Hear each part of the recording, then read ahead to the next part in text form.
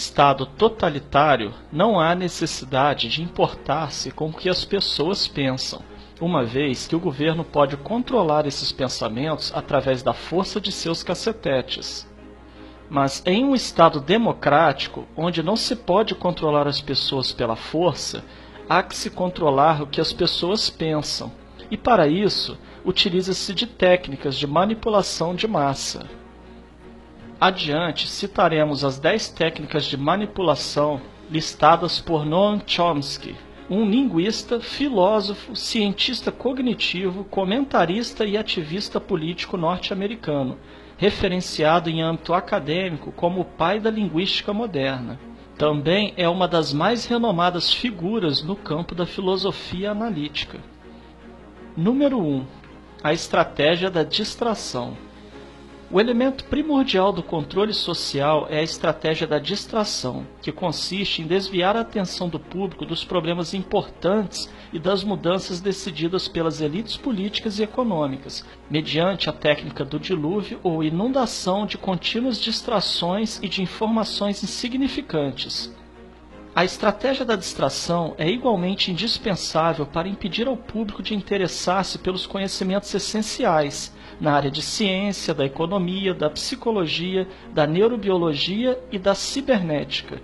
Consiste em manter a atenção do público distraída, longe dos verdadeiros problemas sociais, cativada por temas sem importância real. Manter o público muito ocupado, sem nenhum tempo para pensar nas coisas que realmente têm importância. Estratégia de número 2. Criar problemas, depois oferecer soluções. Este método também é chamado de problema-reação-solução. Cria-se um problema, uma situação prevista para causar certa reação no público, a fim de que este seja o mandante das medidas que se deseja fazer aceitar. Por exemplo, deixar que se desenvolva ou se intensifique a violência urbana, ou organizar atentados sangrentos, a fim de que o público seja o mandante de leis de segurança e políticas em prejuízo da liberdade. Ou também, criar uma crise econômica para fazer aceitar como um mal necessário o retrocesso dos direitos sociais e o desmantelamento dos serviços públicos. Número 3. A estratégia da gradação. Para fazer com que se aceite uma medida inaceitável, basta aplicá-la gradativamente, a conta-gotas, por anos consecutivos. É dessa maneira que condições socioeconômicas radicalmente novas, como o neoliberalismo, foram impostas durante as décadas de 80 e 90.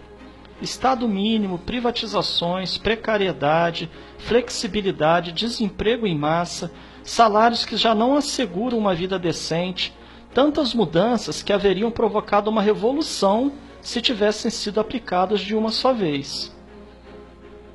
Número 4. A estratégia do deferido.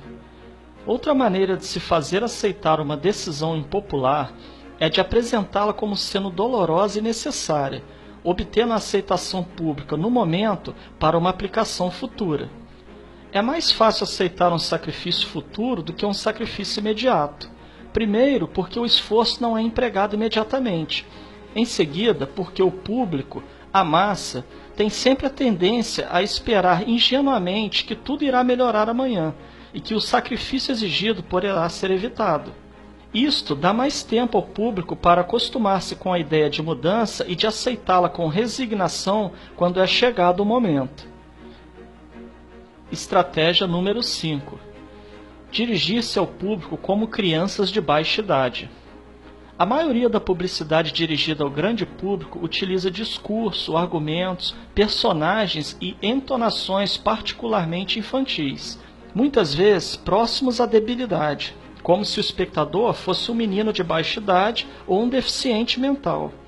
Quanto mais se deseja enganar ao espectador, mais se tende a adotar um tom infantilizante. Por quê?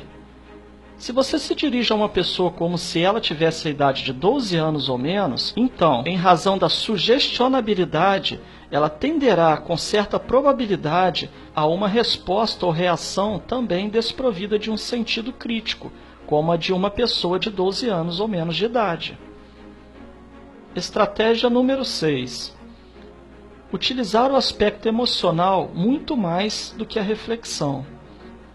Fazer uso do aspecto emocional é uma técnica clássica para causar um curto-circuito na análise racional e, por fim, ao sentido crítico dos indivíduos. Além do mais, a utilização do registro emocional permite abrir a porta de acesso ao inconsciente para implantar ou enxertar ideias, desejos, medos e temores, compulsões ou induzir comportamentos. Estratégia de número 7. Manter o público na ignorância e na mediocridade. Consiste em fazer com que o público seja incapaz de compreender as tecnologias e os métodos utilizados para seu controle e sua escravidão. A qualidade da educação dada às classes sociais inferiores deve ser a mais pobre e medíocre possível, de forma que a distância da ignorância que paira entre as classes sociais inferiores e as classes sociais superiores seja e permaneça impossível para o alcance das classes inferiores. Estratégia de número 8. Estimular o público a ser complacente na mediocridade. Consiste em promover o público a achar que é moda o fato de ser estúpido, vulgar e inculto.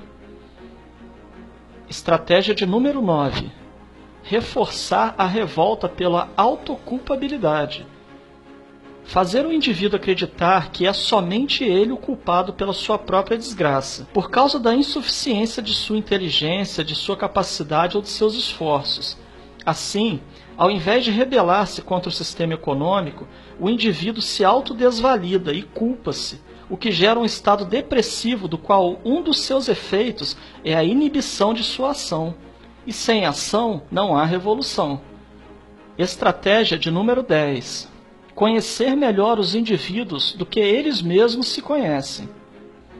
No transcorrer dos últimos 50 anos, os avanços acelerados da ciência têm gerado crescente brecha entre os conhecimentos do público e aqueles possuídos e utilizados pelas elites dominantes. Graças à biologia, à neurobiologia e à psicologia aplicada, o sistema tem desfrutado de um conhecimento avançado do ser humano, tanto de forma física como psicologicamente. O sistema tem conseguido conhecer melhor o indivíduo comum do que ele mesmo conhece a si próprio. Isto significa que, na maioria dos casos, o sistema exerce um controle maior e um grande poder sobre os indivíduos do que os indivíduos a si mesmos. Observando essas 10 estratégias citadas por Noam Chomsky, certamente poderemos fazer relações com o que vivemos atualmente, principalmente no campo político.